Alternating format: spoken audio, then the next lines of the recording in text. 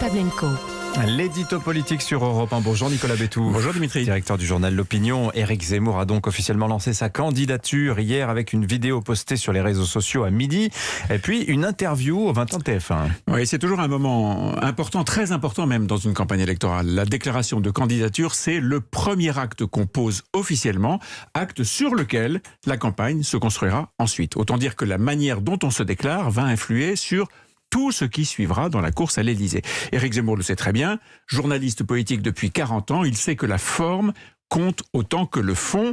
Il a ainsi pu observer les entrées en liste de Lionel Jospin, un fax sur un coin de table, un modèle du genre ringard, celle de François Mitterrand, un petit oui maniéré et très surjoué, celle de Jacques Chirac, bonasse et simple en comparaison de celle d'Édouard Balladur, raide et un rien compassé. Il a pu, lui journaliste, mesurer combien il était important de faire différent pour marquer les esprits et pour susciter de l'énergie. Alors de ce point de vue, le contrat pour Éric Zemmour est rempli. Pour faire différent, c'était différent. Hein. Ah oui, on n'avait jamais vu ça. Non, jamais, totalement inédit, et sur la forme et sur le fond. Mais ce que c'est aussi très bien l'observateur de la politique, Éric Zemmour, c'est que dans ce genre d'exercice, la forme et le fond doivent être équilibré. La forme ne doit pas écraser le fond, ni l'inverse, sinon on ne retient qu'une partie de cet acte politique qui est, je le redis, fondamental. Alors sur le fond, sur la forme, votre point de vue sur la vidéo? Déséquilibré. La forme est tellement sombre, théâtrale, inquiétante. Les images sont un tel enchaînement de violence en alternance avec le rappel d'un passé glorieux, celui de cette France en noir et blanc.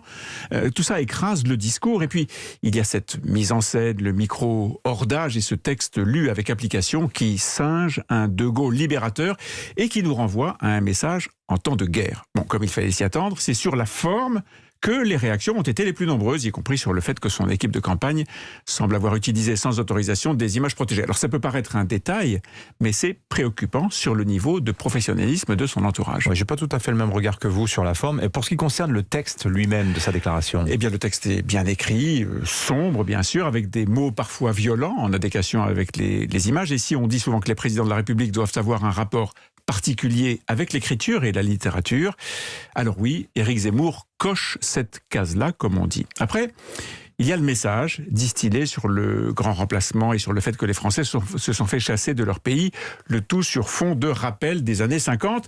J'ai décidé de prendre notre destin en main. Il n'est plus temps de réformer la France, mais de la sauver, a scandé le nouveau candidat. En apparence, c'était un peu du Trump, vous savez, celui du Make America Great Again, une référence que ne renierait pas Éric Zemmour, qui ne déteste pas depuis qu'il s'est lancé d'être comparé à l'ancien président des États-Unis. Lui non plus n'avait jamais fait de politique. Lui non plus ne rechignait pas à la provocation. Il en avait même fait une spécialité. Lui non plus ne ménageait pas le microcosme, les élites, les intellectuels, les journalistes, comme les gens de Washington, de l'administration, les énarques du cru en quelque sorte. La seule différence, et elle est fondamentale, c'est que Trump, au travers de son slogan percutant du Make America Great Again, promettait du rêve, de l'avenir, de la conquête. Éric Zemmour, au contraire, veut que la France soit great again, mais en retrouvant le passé.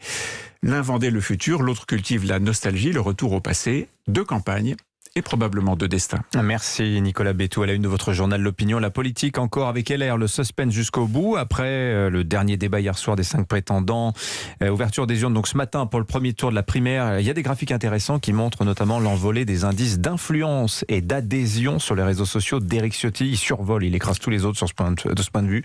Et s'il gagnait, ce serait une bonne nouvelle peut-être pour Emmanuel Macron, non? Probablement. Peut-être moins pour Éric Zemmour, justement. Quoique, ça se discute. Merci Nicolas Bétou. Allez, à suivre sur